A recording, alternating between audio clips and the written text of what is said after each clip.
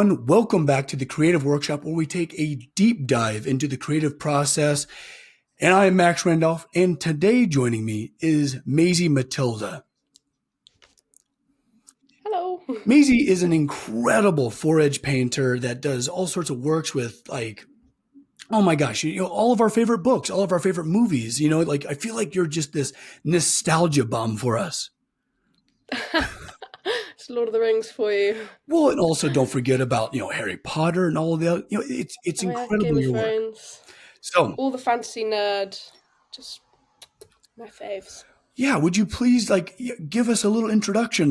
Give us a crash course into Maisie. Well, my name's Maisie. I'm from Oxfordshire in the UK. I've been a painter for an artist for a long time, but I accidentally discovered Fore-Edge painting during lockdown, nearly 3 years ago now. But I saw someone, because I did history of art at uni, and I always wanted to be an artist, but I didn't know how to, like most artists, they always think, how do I make money from this? It's just the hardest thing to know how to do. And there's a lot of luck involved often, but I was during lockdown, I ended up downloading TikTok, like all of us. And I saw this woman she's called Brie Marie Paints, and she does Fore-Edge painting. And I saw her video popped up, and she was doing it on Pride and Prejudice. And I was like, I've been a big Tolkien nerd for a long, long time. But I wasn't very open about it because it's not cool. But I thought, I love The Hobbit. This would look so cool on The Hobbit. So I tried it and I posted it online. I was a carer at the time in between uni, just to earn a bit of money, which during lockdown was really hard. But I posted it just so I could add music on the top. And then I went to work really early in the morning. And then I woke up, I left my shift and it had 100,000 views. I was like, what? So, and a lot of people being like, can you do this on Harry Potter? Can you do this on Game of Thrones? I was like, I better do this again. So, and now here I am, 3 years later, still doing it. Thank God. People are still enjoying it, which is really nice. But yeah, I've managed to make a career out of art and Tolkien, which is, yeah, a dream. And I love it. I do it every day, probably too many days. 7 days a week. Wow, you nailed it. My gosh, you answered so many of my starting up questions. Way to go, Maisie. Have I spoiled some of the questions? No. Oh my gosh, you kidding me? You saved us some time here. No, this is just too much fun because so this spawned from COVID. Yeah, I was working as a carer for old people, and I was just doing it as I was doing it in between uni. And then when I came back from lockdown, I was working 7 days a week because I had nothing else to do. And I loved being a carer. It was really good, but it's obviously not what I wanted to do for the long term. It was just a student job. Yeah, I ended up downloading TikTok because I was going on a lot of night shifts, and night shifts just involve a lot of sitting around waiting to be needed, which is not often. So it's just a lot of just being sat on a sofa, just twiddling your thumbs. So I ended up downloading TikTok, and that's kind of how but I'd seen Fore-Edge painting before when I was doing my degree because I'd done a module on medieval art. And the thing about Fore-Edge painting is it's a critically endangered craft now. And it originated in kind of the 10th century, maybe earlier. But yeah, critically endangered because nobody really does it anymore. So it's good. It's a niche market, I think, which is nice. So yeah, I discovered it, and I'm quite happy to be hopefully continuing it and making it more popular. Yeah, well, you nailed it when it comes to a niche market, from one niche market to another. I appreciate you. And you brought up trying to make money with it. For the people that are listening, this is primarily for people to embrace their art forms, to inspire others to take that leap, to really jump into their own creativity because people are creative. That's just intrinsic to human beings. It's what makes us special, and what you're saying is really speaking really true to me,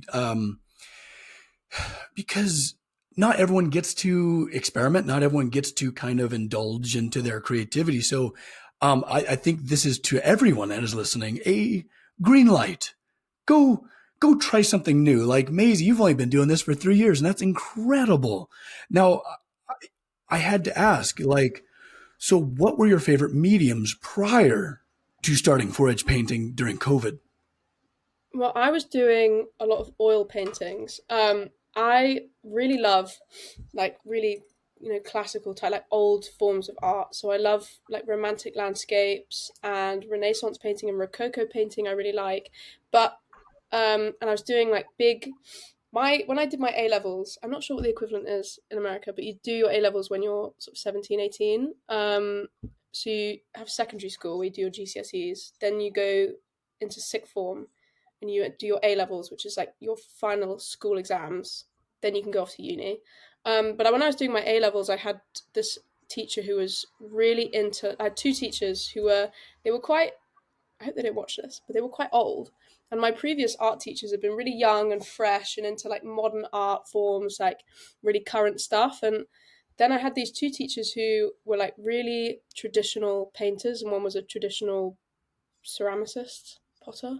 Um, and they really taught me like color theory and really sophisticated forms of art that I'd never really done before. So I ended up doing lots of like landscapes, like proper big oil landscapes. I found this artist that I really like called Bierstad, who does.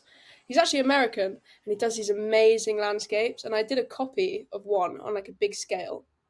Um, and then I did an art foundation course, which is like a year that you can do before you go off to university to do. Most people do it before they go off to do art at uni. Um, and I loved doing the course. It was really fun, and I met some really good people. But they were really pushing to do art that was like current. So it was a lot of like graphic design and digital art, and it just wasn't me at all.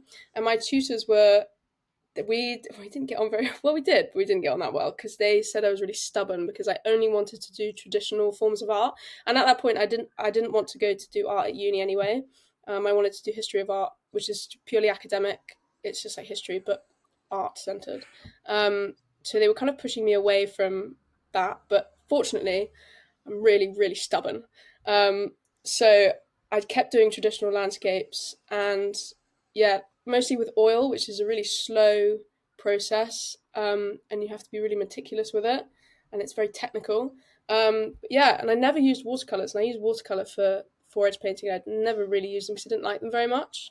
Um, but yeah, very traditional kind of landscapes. But then I thought, like, how am I going to make a living out of this? Because it's not current. It's not what's what what would be the word trendy? Trendy? No, that sounds Yeah, really yeah, like yeah. Well, flippant. it's But not in vogue. There's a million ways you can say that. yeah, avant garde. Also, it sounds like your guys' education system is pretty resounding. That's incredible that you're able to learn all of this.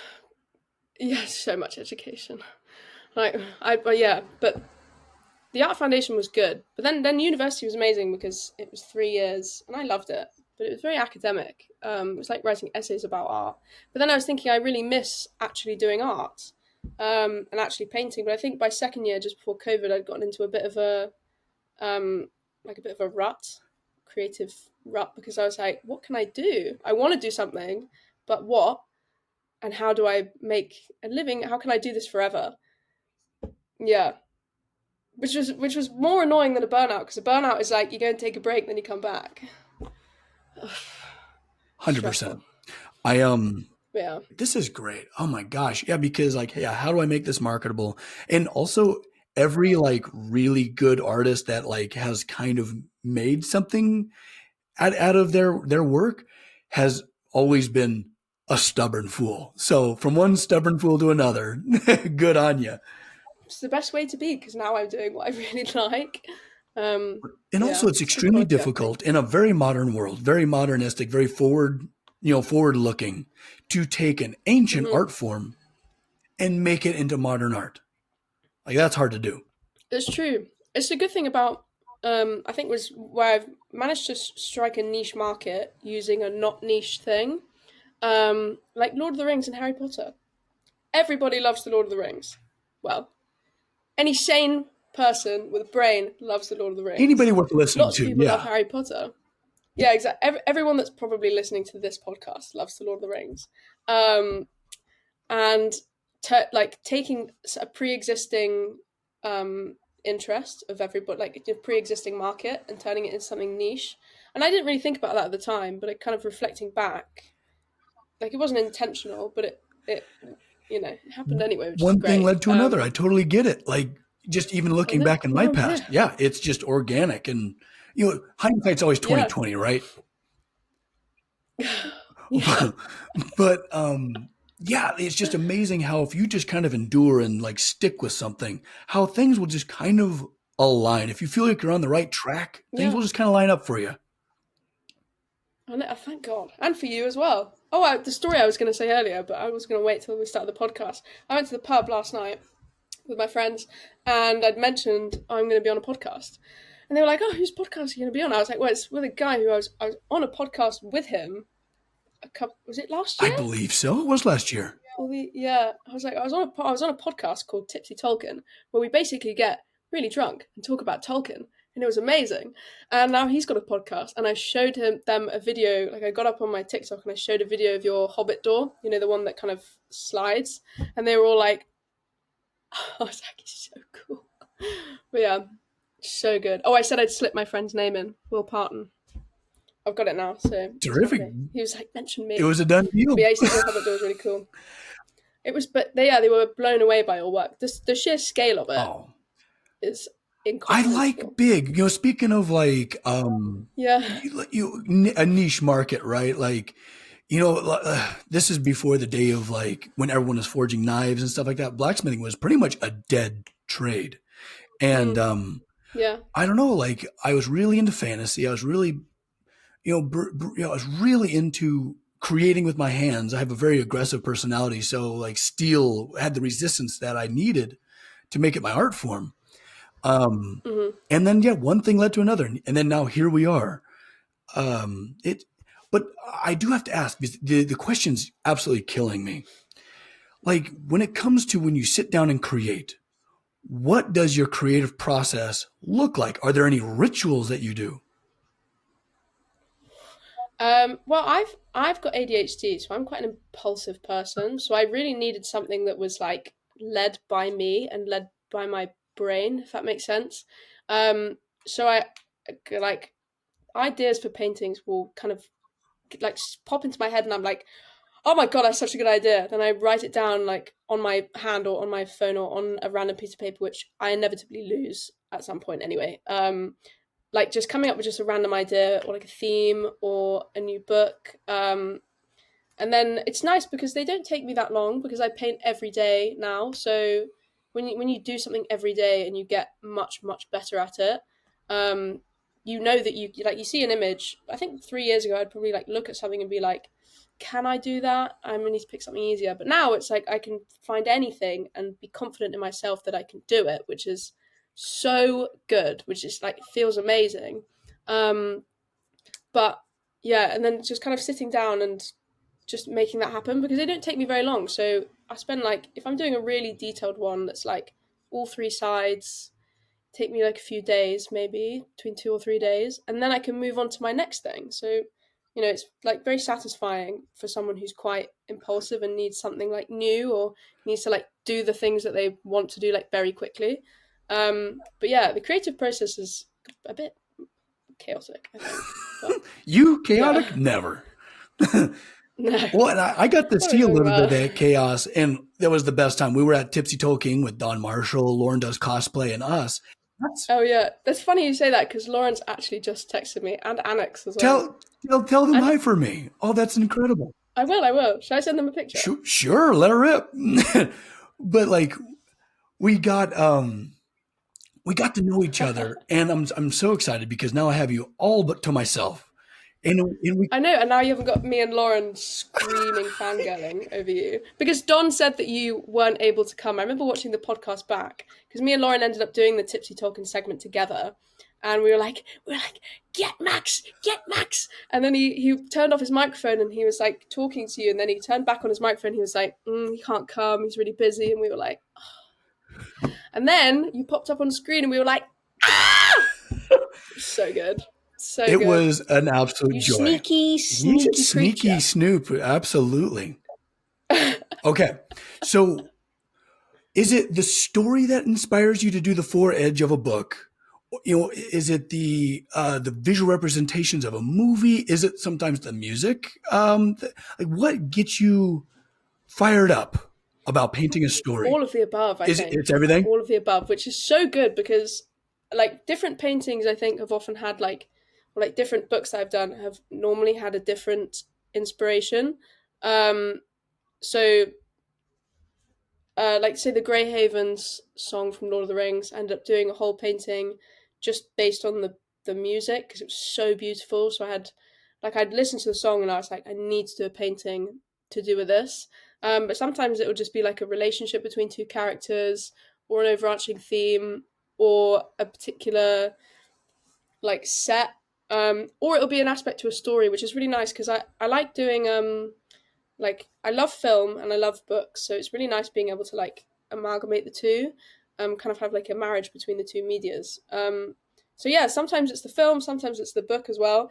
I do sometimes get people who get really cross over, for example, like Harry Potter. I did a painting of Snape when he's holding Lily, and I had loads of people who were like, "That's not in the book." I'm like, ah, sorry, but like I love the scene in the film, so it's nice being able to like marry the two, even if it's not in the book.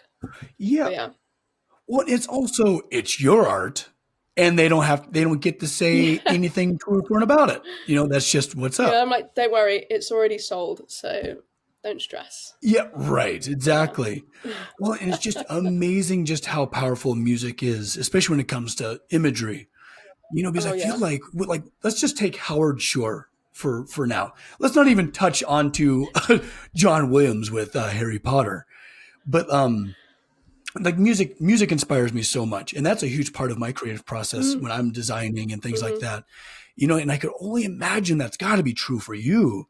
Listen to Howard Shore with Definitely, the yeah. beautiful imagery of Arwen and Aragon. Like it's got to be Oh right. yeah, concerning hobbits, Oh yeah. just gets that little part of your brain. Oh, Well, so and good. it's instant cozy blanket, instant warm blanket. Yeah. I want that playing at my wedding. I want that playing at my funeral. I want that playing when I have my first child in the womb. I just want it to be a little soundtrack to my life. It's just so good. Me and Annex actually went to the theatre earlier this year and we watched it in concert. And when Concerning Hobbits came on, we were like, I've actually seen a lot of Annex this year. We also went to see the Lord of the Rings in theatre. They'd had the Lord of the Rings like theatre version of it Yeah, at somewhere in I can't remember where it was, but it was like this really little theatre. Oh, it was so good. It was really weird, but it was really really good. It's like an amateur that's production. even better. It's intimate. It's Yeah, raw. It's real. so Oh, I good. love that, and I'm so It glad that you guys was. are like spending time together. Like he's so wonderful. I know, well, he only lives in London, so it's nice. Yeah, bless him. I love Annex. Oh, Lawrence, everyone's replied. Oh gosh, We've got a little group chat. He goes, "Oh, Anna Maria. Do you know Anna Maria?" love Anna Maria. She goes, She goes, "Oh my heart." Lauren goes, "What are you two up to?" And Anna Maria says, "Please tell Max hi from me. Big love from Arwen." Oh, Aww. her performance. So I play in Don Marshall's obscure Lord of the Rings alternate reality where the Eagles take the ring to Mordor, all that good stuff. And Oh, is this she the was a Dungeons and guest. Dragons thing?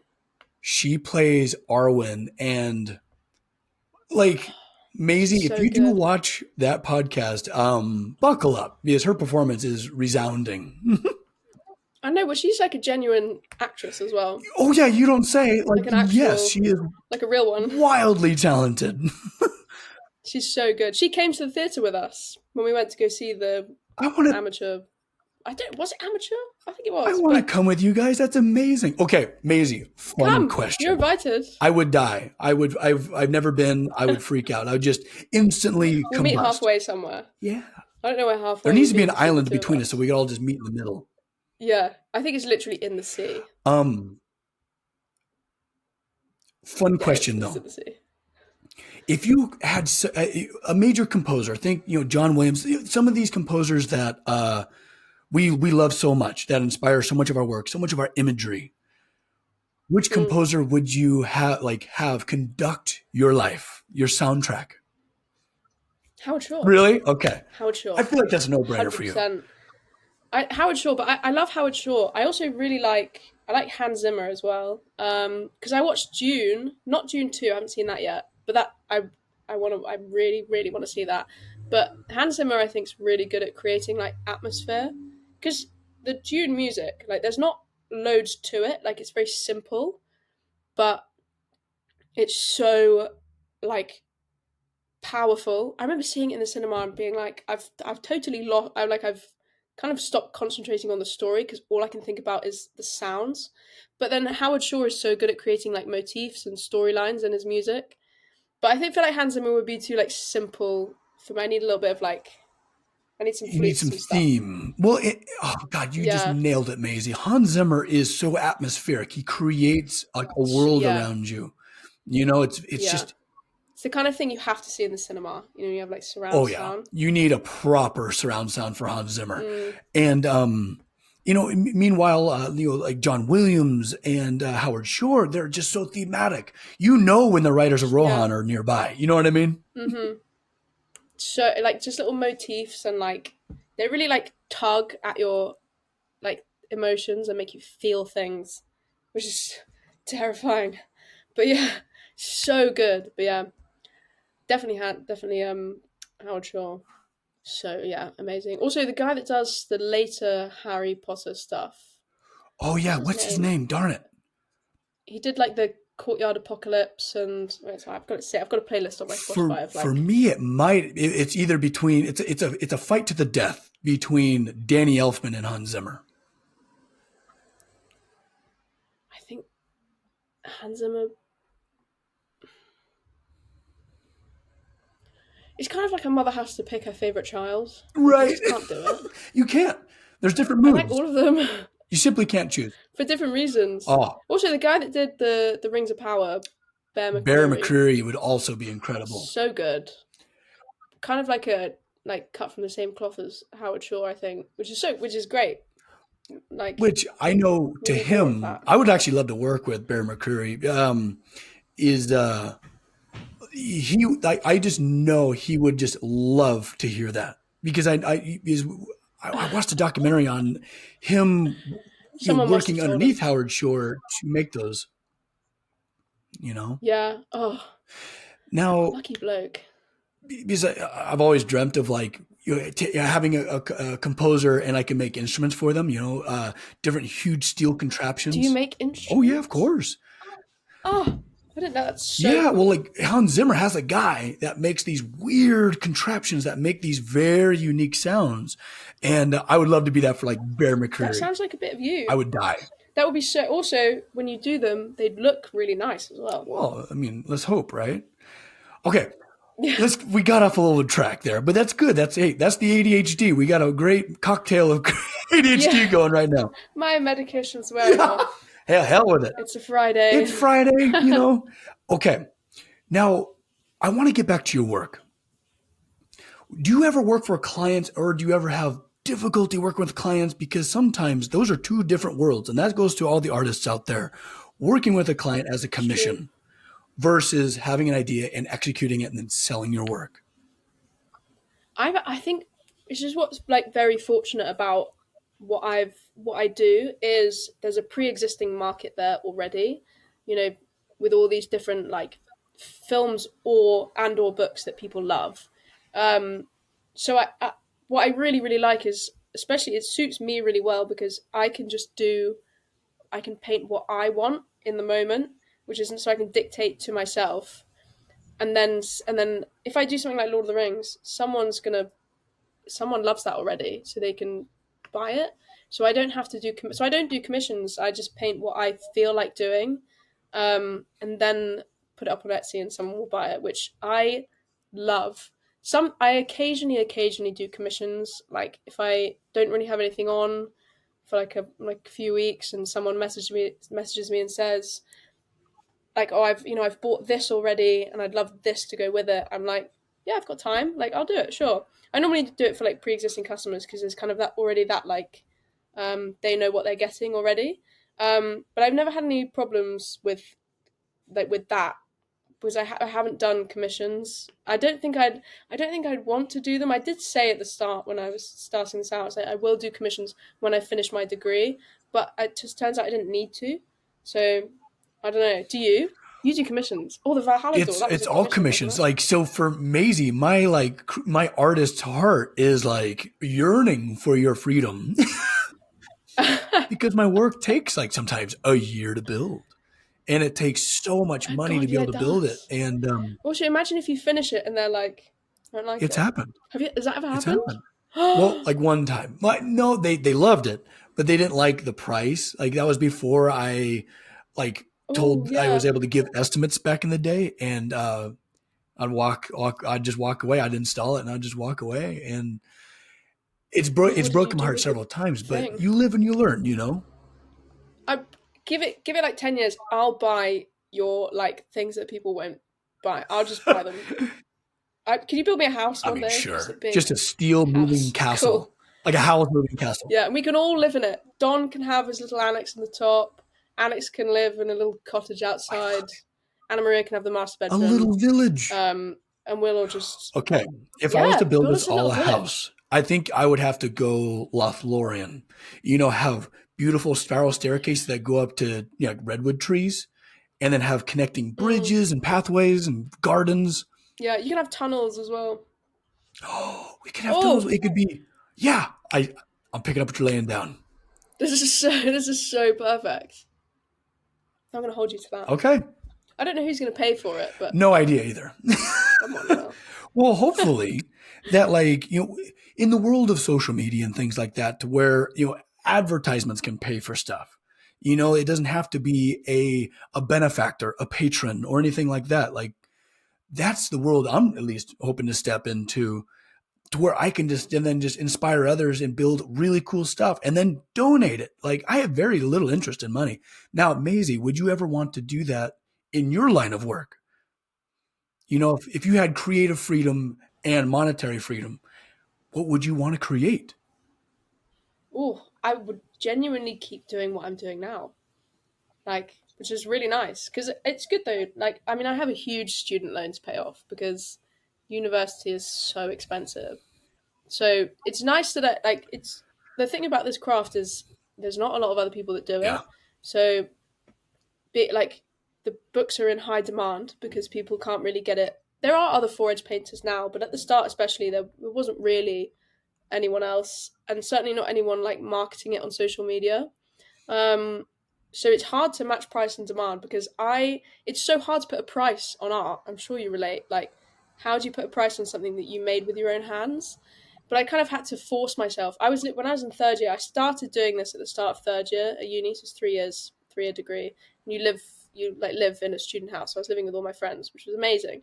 But they were all kind of like pushing me to be like, put your prices up. Like your books sell in seconds. And I'm like, no, I don't want. I just don't want to do it. Like I'm too embarrassed. But like people were like, put the prices up. So I would do it, and they'd sell, and I'd be like, it can't be worth this much. Like it cannot be.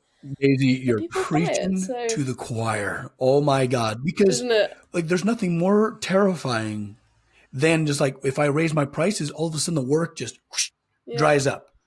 That's the greatest Yeah, it's fear. hard.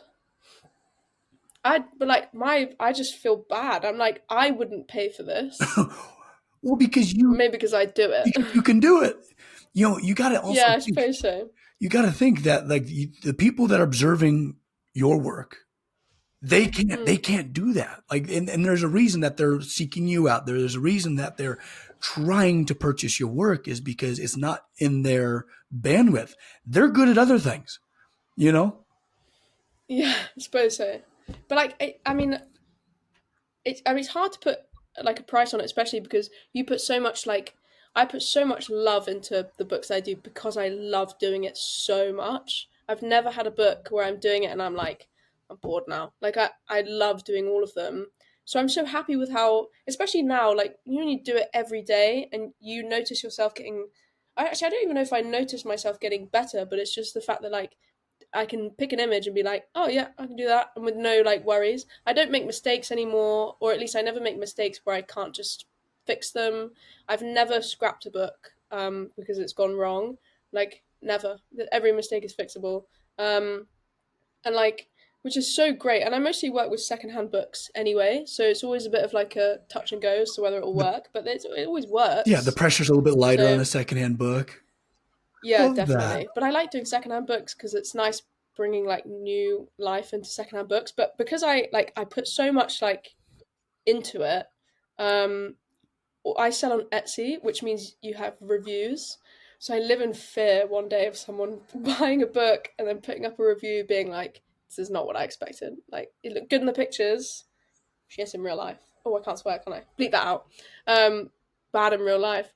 But I've only ever had 5-star reviews. I've had one 4-star review, but they didn't put a reason why. But I've only ever had 5-star reviews, and some of the reviews, sometimes I like look down at my phone and I get a new review and I read it, and I'm not a crier. Like I don't cry. I'm quite like reserved as a person, but the occasional review I read and I actually feel a bit teary because they're so nice, like so kind, and it makes you feel so good. Yeah, I love selling books. I get really excited whenever I have a sale and like like wrapping up books and like including little extra bits in it and like little draw. I always have these little like handmade bits of paper and I do little drawings on them and like put them in the. Oh, I love doing it so much. Cute. That's my favorite part. It's the little touches. But when you're saying like how Yeah. good it felt to receive the accolades of your work, there's a Mm. reason for that. Because you're pouring so much of your soul into that work, and then it's when it's received and it's well received, suddenly Mm. your soul is well received, right? Like Yeah. you're It's letting very your affirming. internal It's nice. workings. Yes, it's very affirming, and Mm. it's not the reason we do art. I'm going to speak for both of us now, I guess. It's not the reason we do art, but my goodness, does it pay off when. Yeah, so good. It makes you like a better artist, I think, when you get like good when people love what you do, it's like oh, it makes you want to do it again and again and again, which is so nice. And also like on social media, because you've got a huge following. You have like 2 million now on TikTok, which is I remember when I first saw your work, and I think you had like 1 million or something, and I was like, this fucking guy's so cool. But I get so many comments. When I tell you, I read every single comment. Like I wake up in the morning and I just look through, and like when you don't get like used to the praise, I just read it and I'm like, this is amazing, like so kind. Yes, Um, the yeah, kindness is incredible. Well, and it also, like you said, yeah, affirmations. It reaffirms that you're on the right track. Kind of back to the yeah, the original part of our conversation. It's like, okay, I'm doing the right thing. I'm on the right track. We're yeah. we're we're, we're doing good. And it makes other people like if they get like a small bit of happiness. And like there's no energy spent, right? It's all circulatory. Like someone, Yeah, we give out a little bit of joy, they receive joy, and we get joy from them receiving the joy. It's this whole circulatory system of the, the it's all circle of good life. about it. That Yeah, it's it's all good so stuff. good. It's nice, and also selling books is good also because you get like every anniversary of a wedding is a different substance. So like you have like the diamond jubilee, the gold jubilee, with the royal family. You have like gold like diamond wedding anniversaries or gold wedding anniversaries. Oh, you're not married yet. You need to know this. You are getting married, aren't you? You're I am. engaged. Thank Congratulations. you. Um, but when you do get married, every year, or there's like 1 year, 5 years, 10 years. Hmm. I think 50 years is gold, 60 years is diamond, Yes, or the something like that. element. Yeah, yeah, that. But 1 year wedding anniversary is paper. So I get loads of people who buy books and say, "This is my 1 year wedding anniversary. Could you?" Because I always say, if you want to personalize the wrapping, or if you want me to gift wrap it, I gift wrap all of them. But like, if you want me to make it out to someone in particular, let me know. And they're like, "Yeah, this is for my wife. It's our 1 year wedding anniversary, and we met like because we met in high school and she loved Tolkien and I love Tolkien and like this is our 1 year wedding anniversary." And I'm like, if I can bring a little bit of like if I can have a little input into someone's like such a really special time, it feels so nice. I'm like, I end up spending like hours just like perfecting this wrapping, being like, I hope she loves it. I'm like, but yeah, That's just it's so nice. so wonderful. I love that. Oh, and I'm so excited that like you're doing so well. You're in such a good place. And I'm so happy that like you can just think of something and there's no question. You got this. Like I can put that on an edge of a book. Now, were there any unique challenges either still or back then that still like plague you like maybe some certain publishings use a paper that bleeds into the page like any unique challenges? Well, with books, like I kind of like resolved to use mostly secondhand books quite early on because the books I started on were secondhand. It's good for me because one, they're a lot cheaper, and two, because I'm not the most environmentally friendly person ever, but I strive to be. Um, but I don't claim to be like super good for the environment. None of us are really, but I like. It's not really necessarily environmental. Actually, it's more like just I love like old things. Like I always buy stuff secondhand. Like clothes, I love secondhand. Furniture, buy secondhand. Because everything's better when it's older. But like books are just so in. And one of the reasons why this craft died out, I think, was because mass production and consumerism became huge. So people want like lots of stuff rather than like a small amount of Things of things. substance, So yes. yeah, so I love finding secondhand books, and the nice thing about secondhand books is sometimes they have little like gift messages in, like someone's obviously bought this for someone's birthday. Sometimes they go back as far as like the 90s, where it's like, dear something or other, happy Christmas, love from something or other. I'm like, that's so cute, and it was like 20 years ago or 30 years Someone ago. once loved that and then now they get to love it Yeah, again. Absolutely. Well, and yeah, also in it's this like like bringing new life to like old stuff. in this world of mass consumerism, I feel like we're Hmm. on the other side of the bell curve where people are really starting to appreciate things with history, things that have a Yeah. smell. Like an old book. How an old like Maisie, I probably don't Yeah. have to tell you anything about how an old book smells. Yeah. Like, Yeah. Well, like people are starving for substance. And I believe it's going to lead us yeah. into the next renaissance of art, of craft, of trade, because I think Hmm. we're just sick and tired of this hyper corporate, hyper production BS. Yeah. Like, but just buying so much stuff that works like once. Yes. Um, like, yeah. But I mean, the annoying thing about the whole old book thing, I buy on eBay. I love going into a bookshop. Yeah. We've got a really good. I like buying from charity shops. I don't know if you have charity Oh, yeah. shops I love charity where shops. you You are. bet. You Yeah, do? yeah. Oh, fantastic. But we have loads of them where I live. Because where I live, there's a lot of old people, and old people pass on often. And then their like family will give all of their stuff to a charity shop, which is so nice. So it's like recycling everything all the time. So what they do so well here, and there's loads of them. Um, but there's a charity bookshop down the road, and there's so many books in there. But mostly I buy on eBay. That is one of the problems actually, is like you don't really know what the book's gonna look like until it turns up. But I love going to this charity bookshop, but obviously there's only like so much stuff that you can. There's like finite amount of things in there.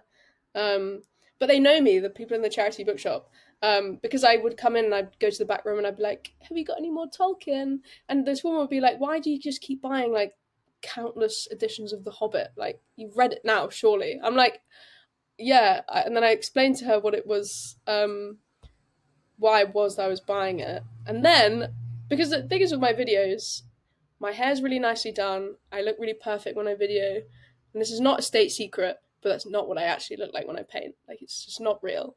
It's good like advertising, obviously, but it's a bit disingenuous because I don't normally look like that. When it comes to um like kind of like creating like an online persona of ourselves. Like people are like, oh, you're always so positive. You're always so happy. Like, how do I be like that? Like, psh, I don't even be like that. Like I rampage in the shop. I lose my temper. I get depressed a lot. Like, no, no, no. I'm just trying to give my best self to the audience. Like don't let us fool you guys. You know what I mean? Oh, but I have to ask, since you do secondhand books, what has been like your favorite like message, like little hidden treasure inside some of these books? Ooh, I had, I've had, I've had a lot of like I love yous, which is nice, being like love you so much, happy Christmas and stuff like that. Or being like, I had one a year ago that was like, um, it was I don't know what book it was. I think it was The Hobbit, or it might have been The Silmarillion, where it's like, you spoke about this book like a few months ago, and I found this really nice edition, and I just really wanted to give it to you. It was like something really like clearly really thoughtful that someone had like, and it didn't seem to be like a partner or like a wife or anything. It seemed to be like a friend. And it was just really like, I really hope you enjoy this. And it was like I used my last few pounds buying this book for you. And it was just so, I was like, oh my God, I was like, I want to cut it out and keep it. So nice. But I like leaving them in it, you know. Sometimes I find it really hard to let go of books like that, where I'm like, that's so nice. But then also, I think if I sell that book, is someone going to receive it and be like, why is there writing in it? Or are they going to be like, oh, that's really cute? So sometimes I'm like, do I rub it You out? better Or... appreciate this. Yeah. Oh my gosh. Well, it just goes It's to so show sweet. that everyone you see on the street they have a love story. They might have a love triangle, Yeah. or they have gifts that they're excited to give their aunt, whatever the hell. You know, like it's just incredible to think as you look out across people. I think it helps people. I think it helps us empathize with people a lot more as when you really Yeah, realize that definitely. people have their own hidden struggles. They have their little victories that they're proud of, you know, every single one of them out there. And Yeah. I get comments quite often as well saying like with the whole thing with like pricing books, I get comments all the time saying like, I love your videos and I love your books, but I can't afford to buy one right now. But like I hope, and I'm like, it's just fine. I'm like, it's okay. I'm like, just the fact that you comment saying that you like my work, I understand that my books are out of the price range of a lot of people, it's the kind of like feeling of really like cut up about that because I would, if I had the means to, I would do these and just give them out for free. But I've got so much student debt to yes, pay off, so can't do I it. totally get it. I Um, totally get it. like I'm caught between like I don't want to sell myself short, but I also want to like make a good living out of my work. But like, Well, and yeah, also these people that are appreciating your work, they don't want to see you fall on hard times. You know, like that's yeah. we're not out here Can't gouging paint if I'm people, but falling they hard don't also times. want to see I'm gonna you have to go and get a real job struggle. if I do. Yeah, nightmare. Man, okay. This is my last question for you. What brings Yeah, you go on. the most joy when it comes to your process? Like, is it the, oh, that's an amazing idea. I can't wait to paint this. Then you paint it. Then you give it to the person and hear what they have to say about it. Like, what's your favorite part? What brings you the most joy? Oh my, I've got three favorite parts. Oh, Oh no, I've got okay. four favorite parts. I couldn't pick. First of all, is when I've sketched it out and I'm ready to paint, and I'm like, Yeah, oh the my eyes are getting anticipation. so good. Sometimes I finish a book and I sketch out in the evening, and then when I wake up in the morning, I wake up and I'm like, let's go. Um, Yeah. then second of all is when I finished it and it looks like how I wanted it to look, and I'm putting the fixative spray on it, and I'm like, yes, it's a good one. Um, third is when I've sold it and I'm wrapping it up, and I'm like, oh, and I like because I put so much time into the wrapping process. Like I go probably too far with the wrapping. I'm including like lots of extra bits of art. Sometimes it takes me 3 or 4 days to like wrap up all my orders to actually between like them all being sold and taken to the post office. 3 days because I just get so into it. And then fourth is when it arrives and someone's like, I love it. Or they send me a picture of like their partner holding the book and they're like, they cried when they opened it. And I'm like, oh, so good. Those are my four favorite. If I had to pick one, I sketching it out. Love it. sketching it out. Okay. Yeah, because Probably. for me it's very difficult because each art form I can only imagine, you know, because we have potters, we have watercolorists, we have so many creative people that are going to listen to this. And I think that's kind of a fun question to ask yourself. Like for me, I think it's like, you know, first like designing it and then the client like green lighting it. And then I'm getting all the steel together, like the anticipation of it. then while building it, it's a little bit of misery. But I think when I finish it, when it's done and it's installed, and the client is overjoyed, and like that's for me, that's the moment. Because building it for me is the Yeah. means to an end. You know? Yeah. Also, yours are like it's like a big job. Do you have like cranes and stuff in your studio? Because how do you put all of that together? Like the Hobbit door, I the get Valhalla door, massive. yeah, I have to get really creative because I don't have cranes. Yeah. I have like hoists, Oh. but it's all just engineering and like, kind of trying to build the pyramids in there, you know? Yeah. um, That's something I feel like you leave out of your videos is had the in between stages of all of this oh yeah. stuff, like the technical bits. I try to do a little bit more of that on YouTube, like sharing a little bit more of the story, a little bit more behind the scenes. Yeah. Because TikTok and like Instagram and stuff like that, I just don't have the time. You know? Yeah. It's a Yeah, lot. how do you put months of work? The filming bit is the bit I like. I enjoy doing.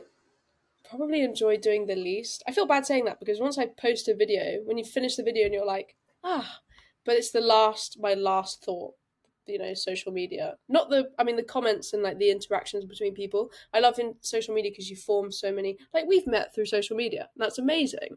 But the actual like technicality, like filming, I find it so distracting filming. So I don't film the whole thing. But like I was saying earlier about it not really being real, like I'll film me painting the book, and I am painting it, but then I'm like, turn the camera off, take the makeup off, put the hair up, put my pajamas back on, and then start painting again. But like, it's good to, for advertising, and I love the fact that my work goes further with just little things like making my hair look nice and it's like eye catching, but it's still not real. Um, but then like filming that, um, I cringe myself out a little bit because I like look back and like I'm editing the video and I'm like, oh, it's so embarrassing, but it works, which is great. Social media Yeah, but video editing, it's an art form of its own, yeah, let alone the art form that you're yeah, trying to capture. It's so much I work. know. Did you I have mean, experience doing holy like crap. filming before doing TikTok? I had no experience with it. No, like for me, it was trial Or and error. Like I still yeah, don't know what the hell I'm doing. no clue, no clue whatsoever. My gets well. So far we're faking it until we make it, and I think we're doing okay. I We're know. doing all right. Yeah, this is like a therapy session. This is like admitting. It's like we're fake. Yeah. Now, okay, this is one of my favorite parts. So, Maisie, I have a Patreon. And I reached out. I announced that I got the whole community really excited that I was interviewing you. And I asked them, Ah, like, guys, please, like, ask some questions in the Patreon, like what you would want to ask Maisie, because a lot of them are huge fans of yours. A lot of them are oh, watercolor artists, and I'm really excited to give them a voice as well through the Patreon.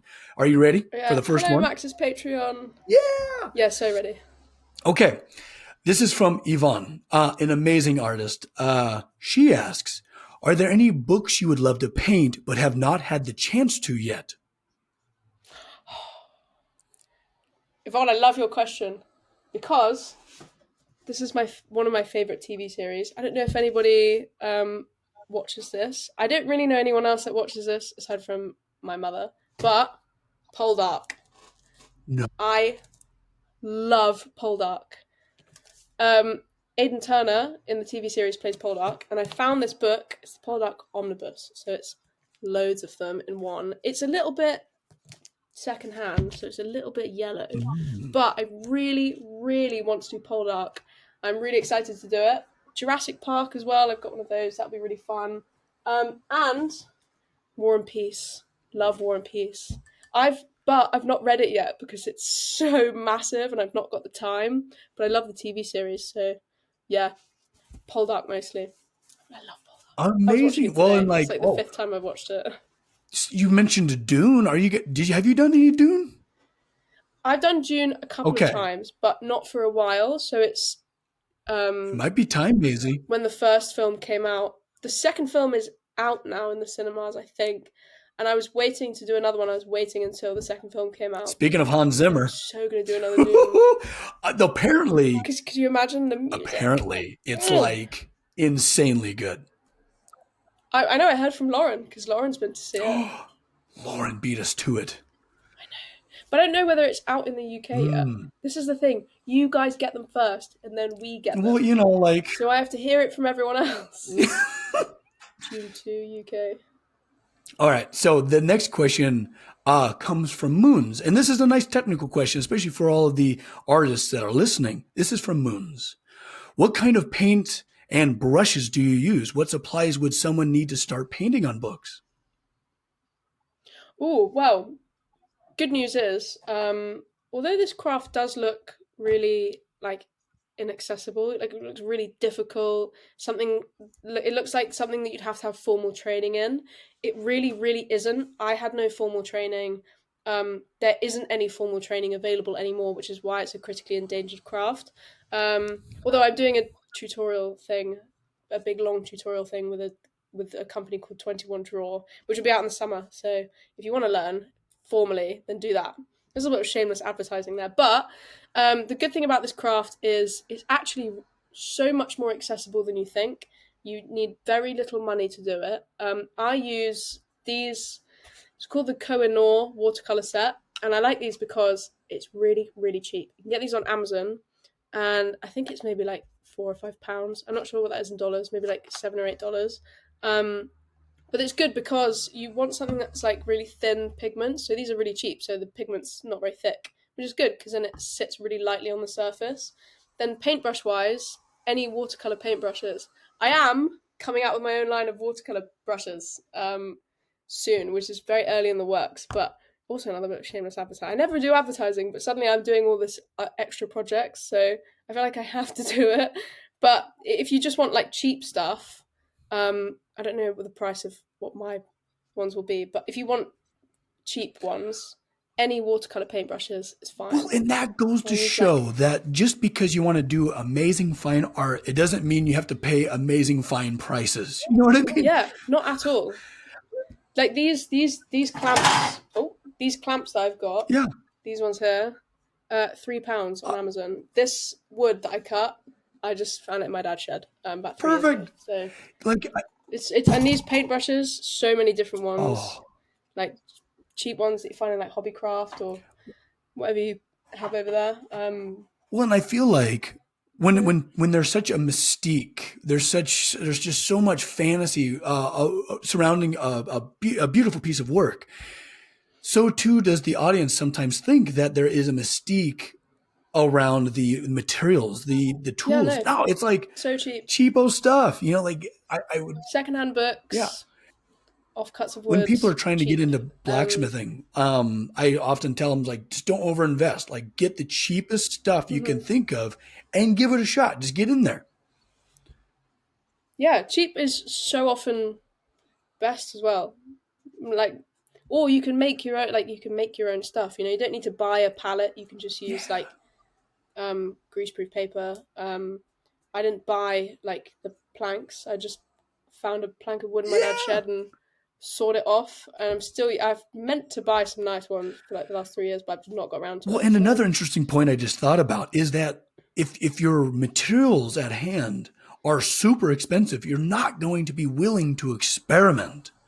You're going to be too stressed out about these precious things that you will. Exactly. That's the good thing about secondhand books is like, just go to your local charity shop or go on eBay, buy a dirt cheap one and just give it a go. That's the problem is obviously with this craft is there's no formal training.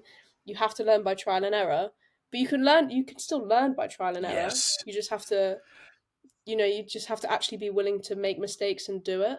Because you only learn by doing it wrong, then you can do it right next time. Oh yeah, I always I was having a meeting with my online apprentices just yesterday, and I was telling them, I was like, you learn 10 times as much from a mistake or what you perceive as a mistake as you do if you just blew through it perfect, A+. You know what I mean? Yeah. You learn so much, and I feel like that is just the cost of tuition. Exactly. Also, it's not to say that you'll never make a mistake again, You will always continue to make And you mistakes. should. However, you'll know how to fix them. Because I said earlier I don't make mistakes. I do make mistakes, but I don't like if I put my my paintbrush on the paper and it's wrong, or the paint bleeds, like I've just put it on top of wet paint and it bleeds too much, and like, or if I've done it a bit wrong, or I've drawn it out like not right, I don't need to go like, shit.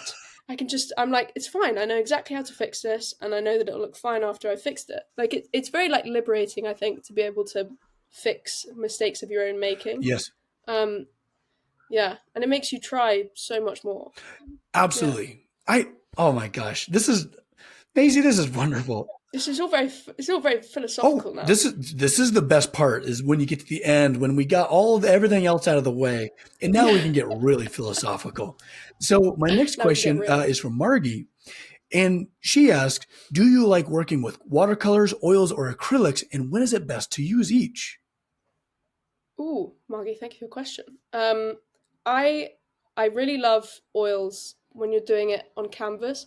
Oils are very difficult to use. I would definitely advise um like having a learning process first and learning how to properly use them, because there's lots of like things that you can use with oils. So like liquin, which will make the oil dry quicker, or you can use white spirit or turpentine to thin down the paint a bit. Like there's a lot of technical bits that you need to learn when you do it. Um, yeah, oil colors are difficult, but once you master them, they're so rewarding. So I used to use oils when I would do like nude paintings or portraiture or landscape. Um, once you get it, then you get it, and it's great. But it's a very slow process. So if you like a slow kind of meditative process of painting and you're willing to spend a lot of time doing it, then oils are amazing. And the result is always so good. Acrylic, you can actually use acrylic in tandem with oils, but as like a base. So you do like because it dries so quickly. But that's the problem. That's also the problem, is that it dries so quickly. So when I used to do landscapes, I used to put acrylic in the background just to block out color, and then build oils on top. Um, but I don't like acrylics beyond that. But lots of people do amazing acrylic art. Watercolor is good for this craft. Also, it doesn't really behave like watercolor when you paint on the side of a book.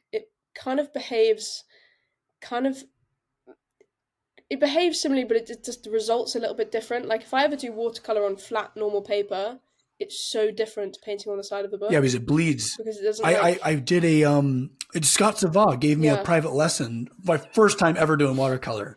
You know Scott, yeah, love him to death. yeah, He's yeah, amazing, yeah. and it bled. And like for me, like it's all about control. You know, like It I is, am yeah, it's going tough. to push all of my I feel like I'm forging the one ring. Sometimes I'm going to pour all of my Yeah. malice, my might, and everything into this thing. But watercolors was just almost like terrifyingly liberating. It Yeah, just it bled is. everywhere. It's like a mixture between super simple and super Yeah, hard. Like it can go so wrong. It's a difficult paint to kind of master. It's easy to use, difficult to master, I think. But it's different for this craft. Like it doesn't really feel like I'm using watercolor, because when I go to use watercolor like on paper, because I've got a little side hustle of doing like dog portraitures or like pet portraits, just as like a little yeah, extra, just for like my friends and like my friends of friends. I did it before Christmas cute. when I was just doing like paintings of dogs. Um, but yeah, I just found it so hard doing on paper. I was like, it's just so annoying. Um, but Well, yeah, and I can only it's imagine. good when you like doing kind of simple stuff. Well, I can But only imagine it's got to be difficult on pages. So, like my fingers, if you're listening to this, I'm holding my hand up here and I'm pointing at my fingers because pages go lengthwise, and they wouldn't want to bleed vertically, right? But they'd probably want to bleed horizontally through watercolors. Is what that when you're true? Am I doing just guessing Fore-Edge here? painting? This is the thing with when you do Fore-Edge painting is why it's important to like pick the right book. Although I feel like I can paint on any book now and kind of know how to work with it, some books are really hard to use. There's these really cool, oh, this is the heartbreak of my life. There's these really, really cool editions of, I have got a copy of The Lord of the Rings, but it's all the way over there. But I've got a copy of the Silmarillion, and they're the same. It's these editions. Aren't they just? But the only problem is they're really like, I don't know if you can tell. Oh, I've got a ring light. They're really like, they've got deep grooves in them. And I have done a couple of paintings on them, but they just take so much time because the paint like bleeds so quickly. It's just a heartbreak. Why do they make them like this? It's so annoying. But some of them are a super flat surface and really nice, but some of them are a bit more like kind of unaligned, the paper. But you kind of learn how to like work with it and use it to your strengths. So some really new, fresh books you have to work even harder on because every stroke looks too much like a paintbrush stroke because it's so clear. But some books, I don't know how to explain it. Some books are kind of old and a little bit like rough on the edges, and it's almost easier to work with sometimes.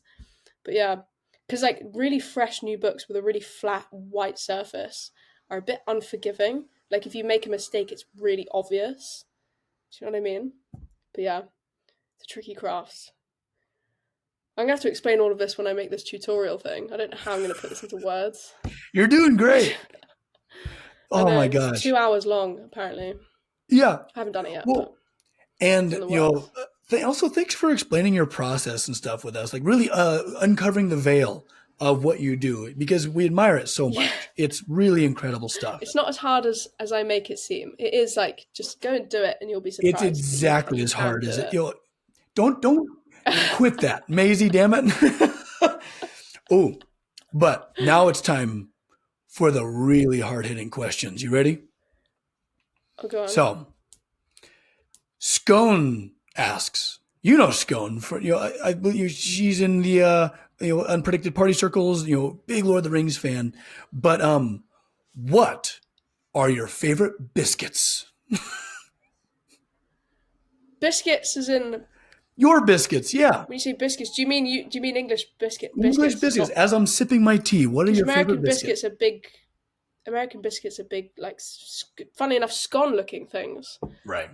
Favorite biscuit, it's got to be ginger nut.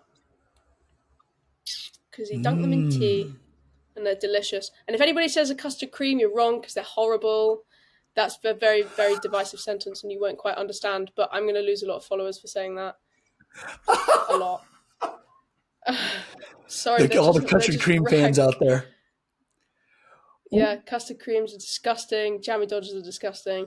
But ginger nuts, Marylands, which I think are American, absolutely top notch. That's one of the best things to come out of your country is Maryland biscuits. I'm very new to tea culture, tea execution, all of that good stuff. No, it's because you just drink sake in the morning. Right. So no need for tea. No, it was just that one day. Yeah. But I feel like I'm learning a lot. And like, what biscuit do you pair? Well, you just need to come. Oh, well, ginger nut's good with tea. Ginger nut's good with coffee. I love tea. There's a big tea culture here. Big debate. PG Tips versus Yorkshire tea. PG Tips, obviously, because Yorkshire tea is not very nice. And I'm really damning myself. I hope all of your Patreon viewers are American. They're all over the place. They're all over. Well, and really for me, we just need to have tea talk. Aside from art. Yeah, we do. Yeah. Because I have a lot of learning to do. Tea talk in the morning. Yeah. Tipsy talking in the evening. See, come on now. Yes, because I'm an American and I grew up on black coffee, so I like really bitter, astringent, powerful flavors, and that's how I just drink my tea. I just drink it black. I don't do any honey or milk or sweet. I'm sweet enough, and honey. Yeah, I could do a little honey. But when you say tea, what do you mean tea? Just like loose leaf black tea. I'm a Darjeeling guy. I love Darjeeling tea. Oh, we're talking English breakfast. I like an English breakfast. I like an Irish breakfast. Do you? Earl Grey. Do you drink it? I love Earl Grey. Love Earl Grey. Yeah, tea's a very contentious apparently. subject. Well, I mean, we fought a war over it, apparently. We did. And you won. No one's no one's bragging here, but Okay, before we get too wildly sidetracked, Apex asks a question, and I really love this. What kind of art forms would you like to learn in the future? Oh, I've just taken up a new hobby, which is pottery wheel. But I've got a mini one, so it's really, really small. It's like you can put it on a table. My dad got it for me for Christmas. I think my dad's like, everyone has like a love language, like a way that and my dad's is like gift giving, which I've inherited from him because I love giving gifts. But he got me Spending this four mini days pottery wheel. wrapping the books that you've already made? Yeah, I think so. Yeah, it's just my favorite thing. But he got me this like mini. It's maybe like yay big, Cute. and you have to use like little tiny. That's my favorite. And flower pressing is my new. This is the thing. I love making things with your Yes. hands. I love like crafts where it's like you kind of think it's like very Yes. tactile. So yeah, anything like that is really good. I've I'd love to learn how to like crochet. I know how to knit, but I don't know how to crochet. Ooh, But yeah, just anything like that I would love. I'd love to learn how to. I'd love to learn how to do what you do, you totally can. Why not? blacksmithing. Be like a little dwarf Oh yeah, ding forging ding. like. Well, I do would I actually I would love to. I've always thought about this. Maybe in the future is traveling, where I could go to different people's blacksmith shops. We can make an event. People can show up. There Mm, it could be a Q&A. I'll Yeah, come. yeah. So if I ever make it across the pond, um, yeah, I'll be sure to announce that. Do Yeah, do. It's good. It's good. We've got the Heritage Crafts really. Association in the UK, so they have a lot of like craft based events, which is really nice. And I have a Yeah, come feeling it. She's Lauren's coming to the UK soon. She's coming in that's May, so incredible. Oh, you guys gonna hang out? I know. Go with her. Yeah, she's gonna come to Oxford. I don't live in Oxford, but I live quite Very near. good. So we're gonna go to Tolkien's grave, and then we're gonna go to the pub. See, I want to come and just hop with you guys. That sounds amazing. A little pub crawl. Yeah, pub crawl, Um, pub crawl. Yeah. well, and like you instantly got me thinking about your small potter's wheel. You could make teacups. Yes, or espresso shot cups, like little tiny. Oh yeah. Perfect. Okay. All right.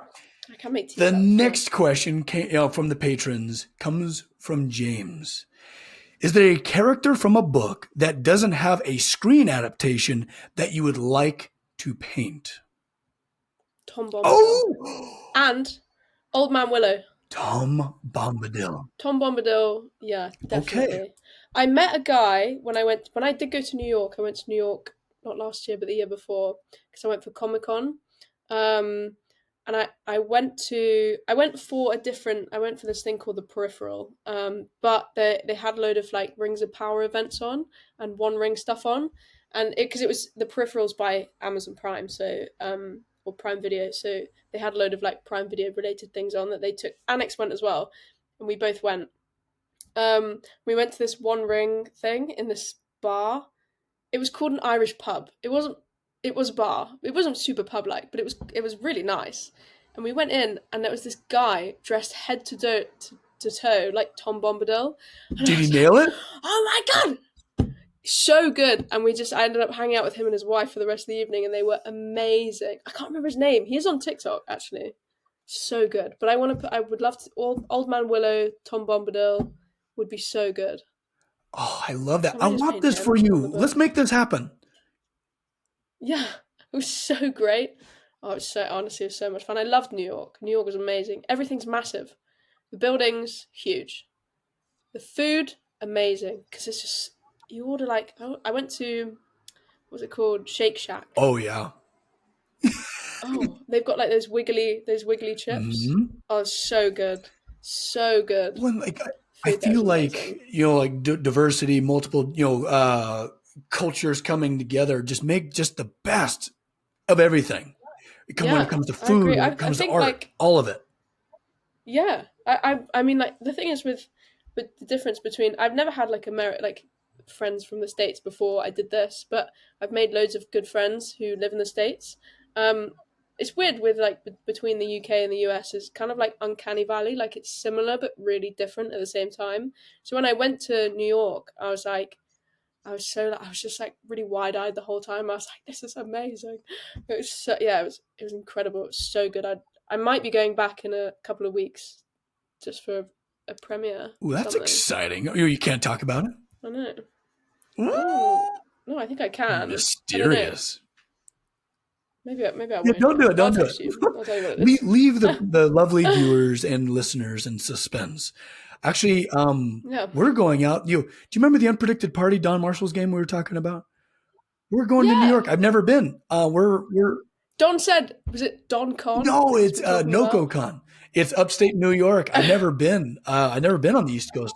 When's that? June next year. Ooh. Yeah, we'll be headliners. I've never been to a con before. Next year. No, this year. Ooh, Right. if we've got time to plan, maybe me and Alex can. I would freaking lose my mind. I would love to see you guys. I'm not gonna tell you that I'm gonna come, and you're just gonna see me in the audience. Yeah, I'll just like flip the tables that we're behind and run out into the audience and just hug you guys. Yeah. I'm gonna bring a little bottle of sake. Oh, bring it. You have to make my Yes, I will. sake cup on your potter's wheel. Yes, if I can. Or I'm just gonna make you another one of these. Maisie, I just got to thank you, like, for all of the work that you've done thus far and inspiring so many people with your art form of, Fore-Edge painting. But also, we're all excited. I'm going to speak for everybody here. We're all excited for what's to come next. Either it be crochet or making sake. Oh my goodness! And I just want to. I'll send you one if I do. My God, I would die. But I just really want to thank you for your time, Maisie, and also for those of you listening. Thank you for having me on. I've had a lovely time. This has been great. Let's do this again. Yeah, Tipsy Talking, Part 2, number 2. Absolutely. Yeah, I'm gonna harass Don via text. Oh my gosh. Well, for all of you listening, thank you for hanging out with us with the Creative Workshop. Until next time, take care, everybody.